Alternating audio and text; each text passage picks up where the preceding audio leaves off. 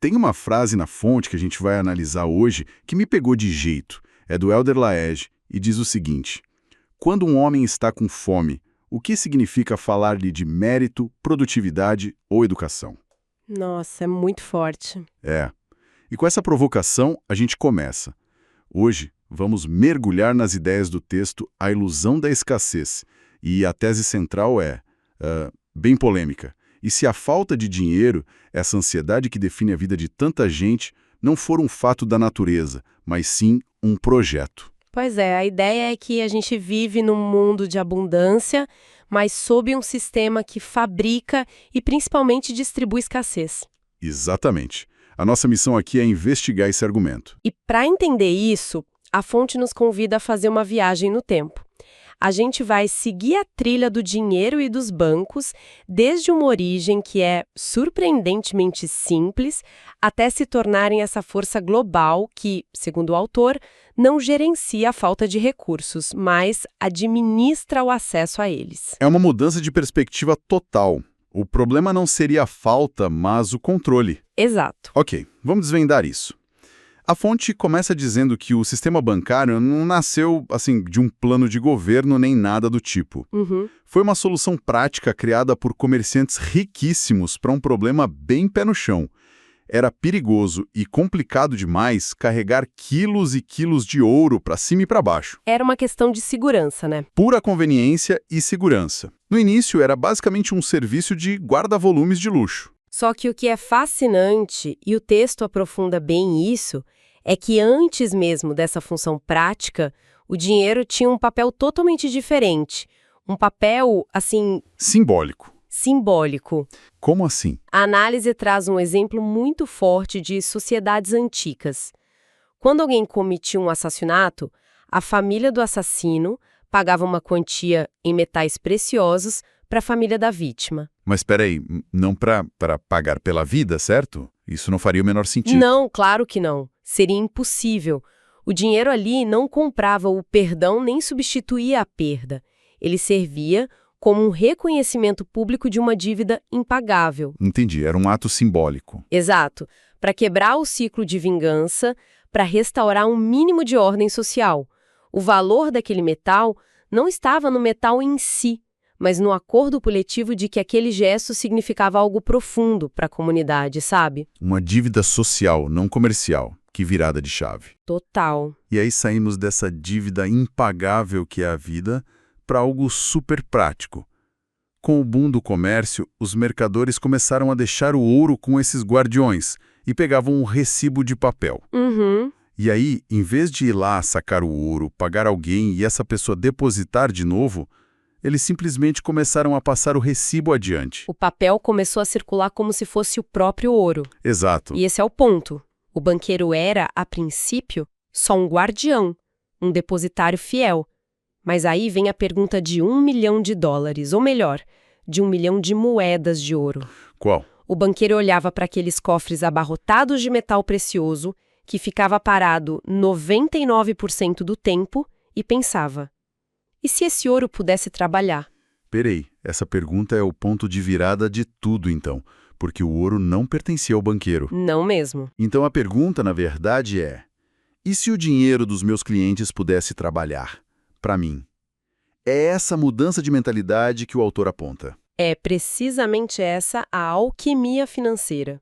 Os banqueiros perceberam que as chances de todos os seus clientes aparecerem no mesmo dia para sacar todo o ouro eram praticamente nulas. Tinha um padrão, né? Tinha um padrão. As pessoas confiavam que o dinheiro estava lá. E essa confiança era o ativo mais importante.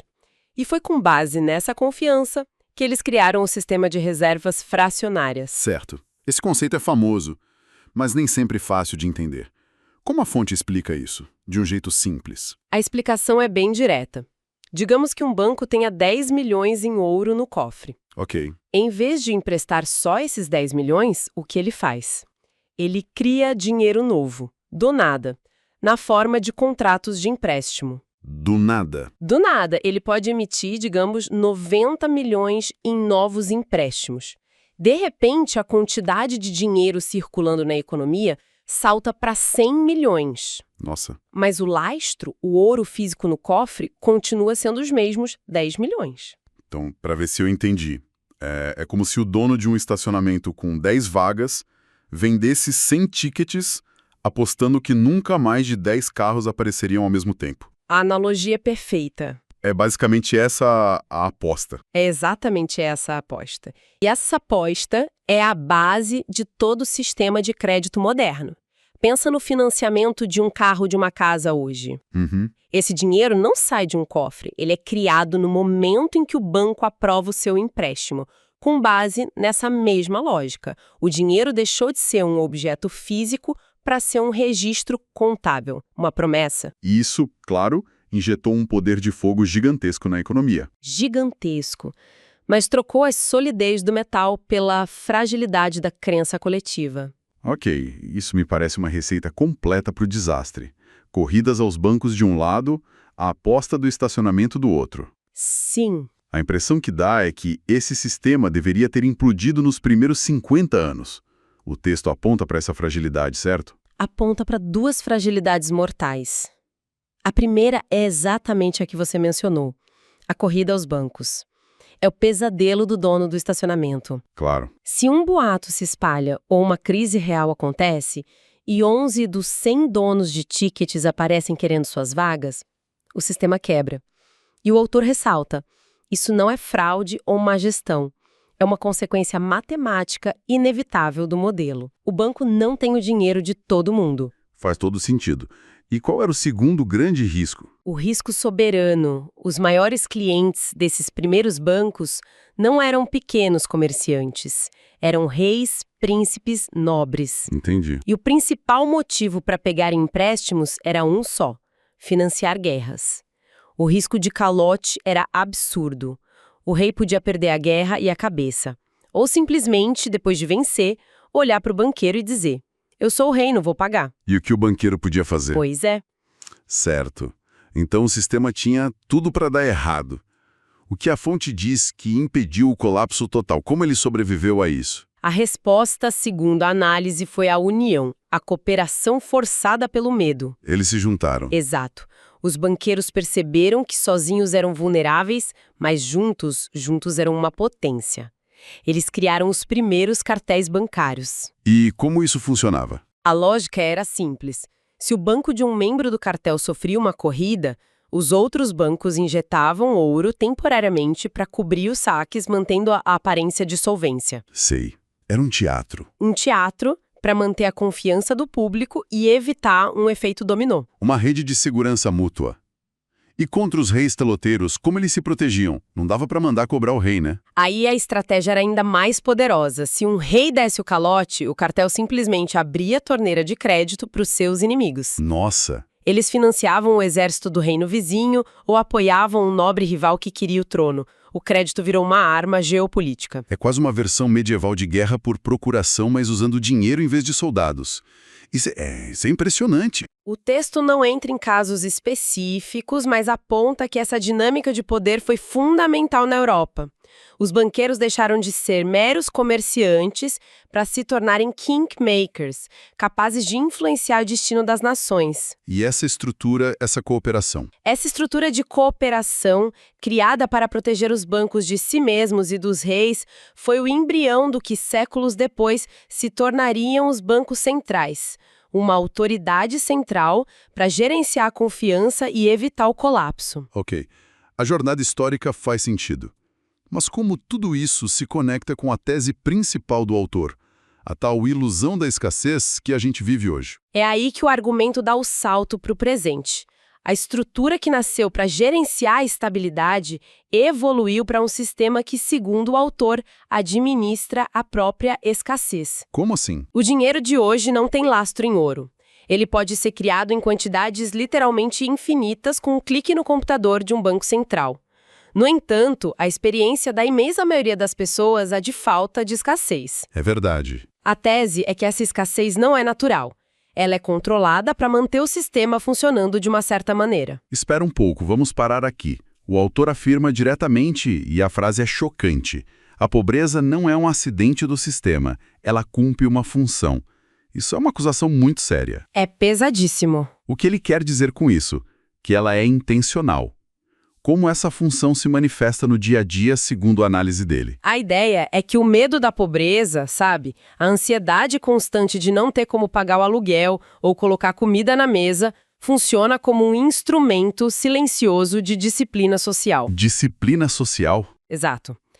Esse medo garante que haverá sempre uma vasta oferta de mão de obra disposta a aceitar condições de trabalho difíceis, salários baixos, longas jornadas.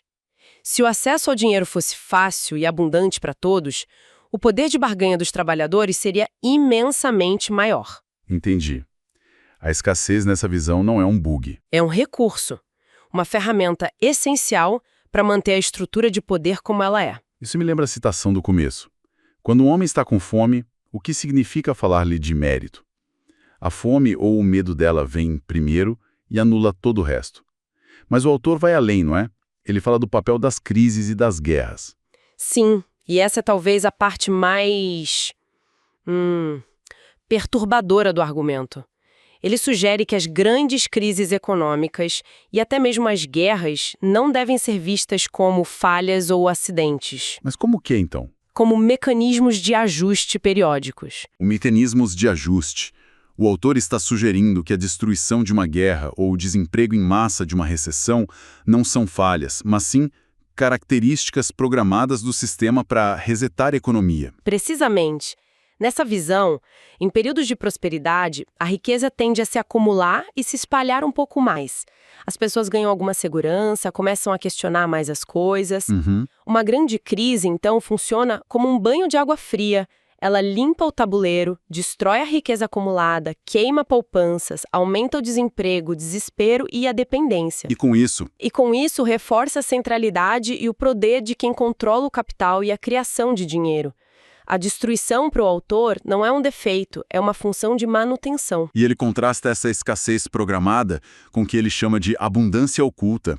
Ele usa o exemplo da comida, que é muito poderoso. Sim, A gente sabe que o mundo produz alimentos mais do que suficientes para nutrir toda a população. No entanto, centenas de milhões passam fome. A fome não existe por falta de comida. mas por falta de dinheiro para comprá-la. Exato. O problema não é o recurso, é o acesso, que é mediado por esse sistema. A privação é uma consequência do design do sistema, não de uma falta real no mundo físico. Exato. O argumento é que vivemos em um paradoxo. Estamos cercados por uma abundância material e tecnológica sem precedentes na história humana, Verdade. mas a lógica que organiza nossa sociedade é a de uma escassez artificial e implacável. Nós criamos sistemas capazes de resolver problemas, mas o acesso a essas soluções é racionado. Então, recapitulando a jornada que o texto nos propõe, saímos de recibos de papel que representavam ouro, passamos por uma alquimia que permitiu criar dinheiro do nada com base na confiança. E chegamos a um sistema global onde a escassez desse dinheiro é, segundo o autor, administrada como uma ferramenta de controle social. Exatamente. O argumento final dele não é que o sistema está quebrado, mas que ele está funcionando perfeitamente conforme foi projetado. Manter todos nós correndo atrás de um recurso que, em sua essência, pode ser criado infinitamente. Exatamente. E a conclusão final que a fonte nos provoca a tirar é que nesse jogo, o recurso que é verdadeiramente finito e valioso não é o dinheiro. É o nosso tempo, A nossa energia. a nossa energia de vida, que é gasta majoritariamente na busca por esse recurso artificialmente escasso. A questão, então, transcende a economia e se torna existencial. A pergunta é: para onde estamos canalizando o único recurso que realmente não podemos criar ou recuperar? É uma análise que vira muita coisa de cabeça para baixo. A fonte nos força a questionar as próprias bases do que a gente considera como valor, riqueza, sucesso. E se o valor do dinheiro é uma construção social? E se sua escassez é, como argumenta o autor, programada? Isso deixa uma pergunta no ar para cada um de nós refletir. Qual? Se o valor que rege a nossa sociedade é uma construção, que outros valores poderiam servir de base para o nosso mundo caso tivéssemos a chance de redesenhar?